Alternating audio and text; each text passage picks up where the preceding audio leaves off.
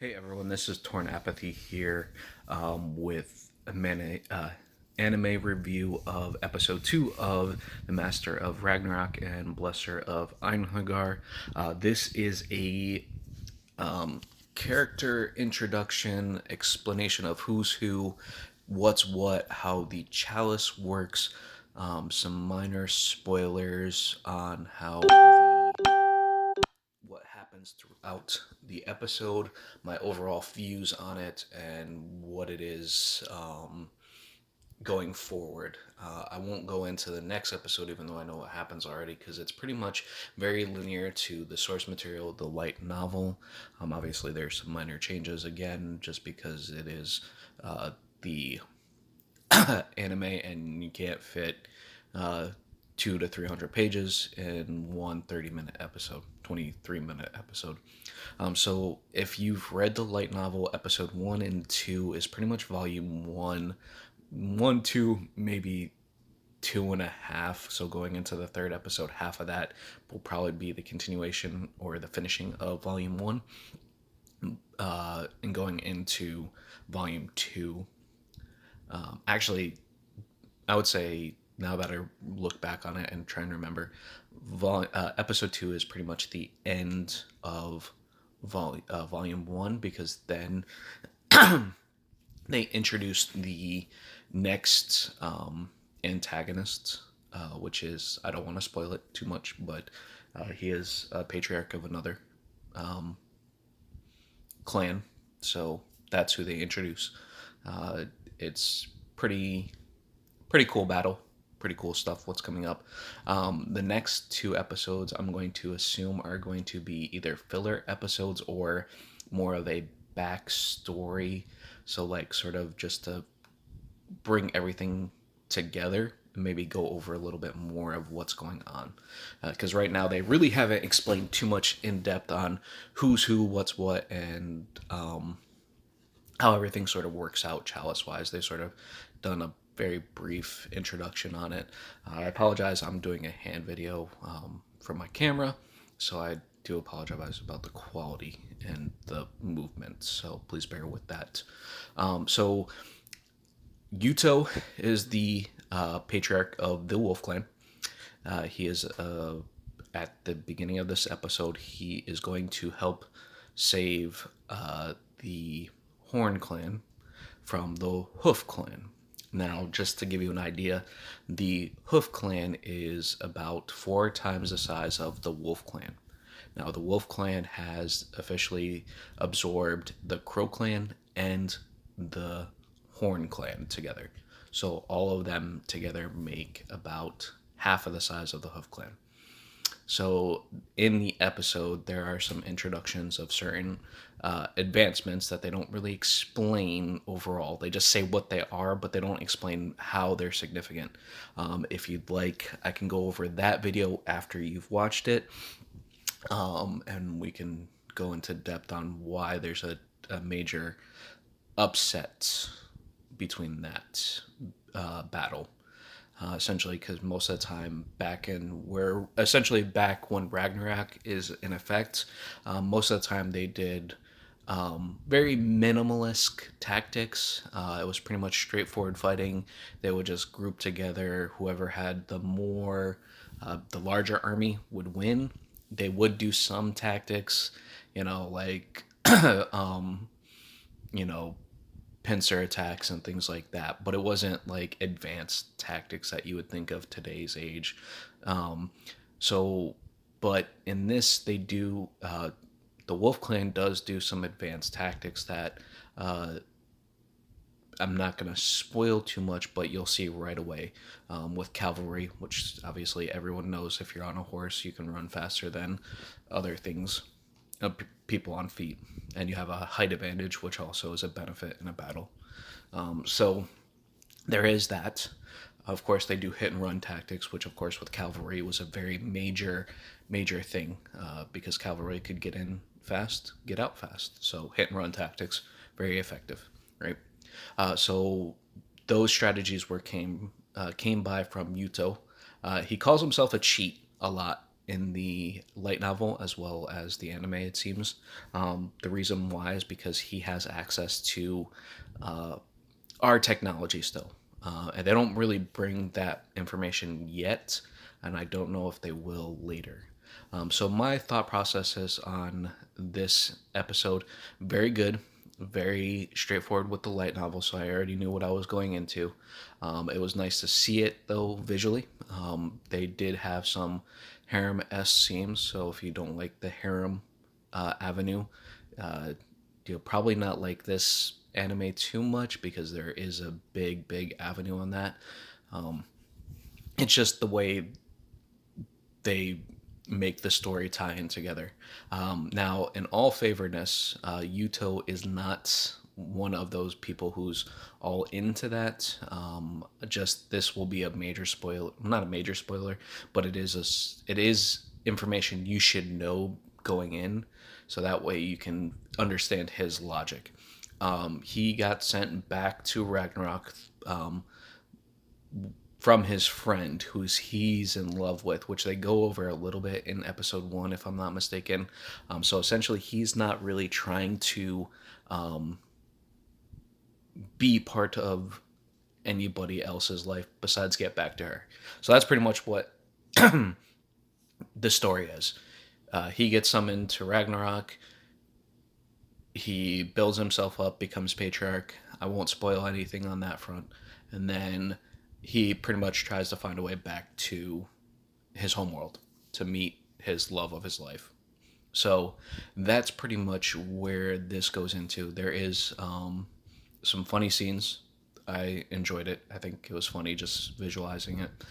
There is some good action scenes. There is some blood. So again, recapping characters now. So you have Yuto, who's the patriarch of the Wolf Clan. He's also the older brother or big brother of the Crow Clan, as well as now the Horn Clan. So you'll see people say big brother, older brother, little sister, father. Obviously, those aren't direct relations to the characters.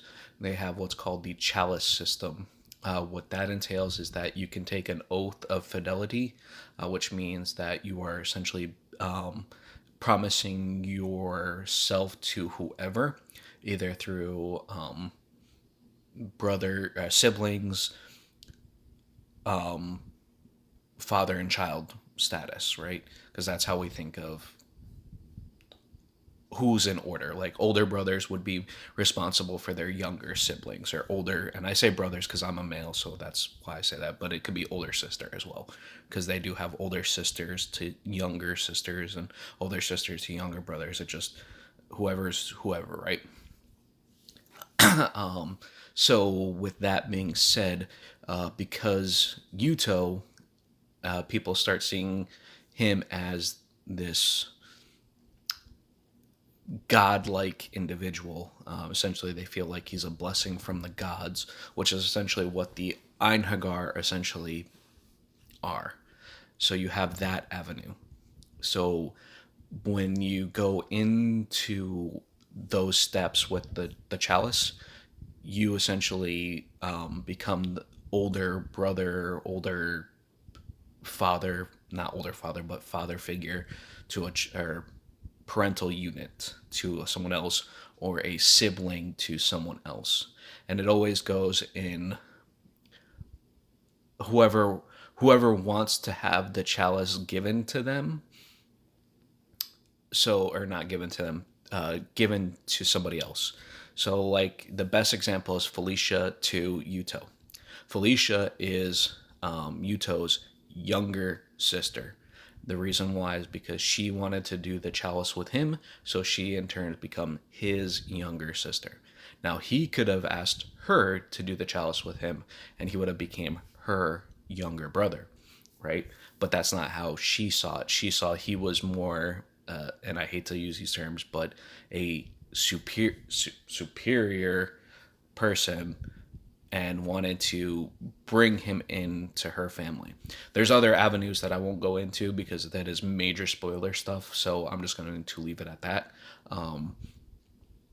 But so it goes on that avenue, and also because he's the patriarch of the clan, he is the highest figure, of course, right? So think king, patriarch, and then everybody else underneath him. So it goes Yuto, Felicia would be under him as a little sister, but she's sort of like his second in command. Now, the other thing that they don't go into is that, and I'll explain it here. It is a little bit of a spoiler, but not too big, nothing major. You'll find out eventually, especially if you read the novels at all, that Felicia will never ever be able to become the wolf patriarch, period, or matriarch, period, because she is Yuto's sister. So she can't linear this way. Now, if she was his child, she would be able to go up, but for whatever reason in their hierarchy, she can't go horizontally. Don't know why. So the second is Rune. So she is actually Yudo's child in this. Essentially, she can move up to become the next matriarch, patriarch, clan leader, for lack of better terms. So, because of that avenue, she is actually in charge of a special unit called, it starts with an M and I can't, Mughal. So I apologize. I'm going to butcher a lot of names because between the Norse side and the Japanese side, my tongue doesn't roll those syllables like it should, but I can sound out most of them. So I do apologize. Again, so she is the leader of that faction and the strongest warrior in the Wolf Clan. Actually, she's the second strongest. There is someone stronger than her. They haven't really introduced him yet, so I'm really looking forward to seeing his character introduced. He's pretty badass. So waiting for that avenue. And then, of course, you have Ingrid. She's the red hair lady. She is also Yudo's. I want to say. I don't remember if she's just. I can't remember if it's sister or child, honestly. But I know her relationship is essentially that she is the world's best blacksmith, right? So that's her special ability. She's the world's best blacksmith. She can make just about anything. So anything that you see introduction wise, where they say, "Oh, like this is a new invention to them," you know, like the iron, the katana, which they obviously introduced. You know, you've seen. She actually did. She produced those with Yuto's knowledge, right? She actually made them. She was the crafter, but she wasn't the designer. Yuto used his knowledge from his realm, brought it over. Okay. And then there's Lilana.